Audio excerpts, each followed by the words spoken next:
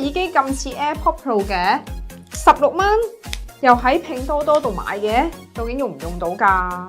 只係賣緊16蚊人仔嘅佢叫做 AT2，外形咧同 AirPods Pro 冇十足都有90%似啊！底部有個 Lightning 嘅充電位，而右邊咧一樣有掛繩位。細心啲睇咧，隻銀色嘅質感好似有啲膠膠地咁啊！一拎上手好輕身，只係得37g 重。大家咧都唔好期待佢有一個好 fancy 嘅包裝啦，佢只係有一個好簡陋嘅紙盒嘅啫。連接都十分簡單，打開個耳機蓋，拎耳機出嚟嘅時候咧就會見到個盒閃藍燈，再見到 AT 呢一個咧就係耳機名，然之後就 connect 到佢噶啦，大家應該都會好好奇佢嘅音質究竟會係點樣嘅呢？我試用咗佢嚟睇 YouTube 片同埋睇劇集，你有對白嘅片入邊咧，聽人聲咧都算係好清晰嘅。我再試咗用佢嚟聽歌，聽歌嘅話咧，明顯佢係冇咩層次噶。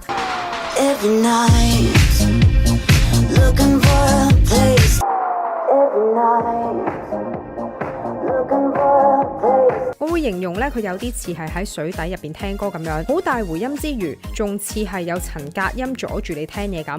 如果你係想追求沉浸式體驗或者係環迴立體聲等等咧，就唔好諗太多啦。一般嘅耳機操作咧，佢都有齊晒噶，例如係撳一下就可以停止或者係開始播歌，撳兩下咧就可以跳去上一首或者係跳落去下一首等等。我再試用咗佢嚟傾電話，對方表示咧聽我講嘢咧，好似我匿埋咗喺山洞入邊咁樣，同埋咧亦都有啲接觸不良嘅信號。10號咧咪去啲 QQ 啊，你諗定去邊度輸喺10號？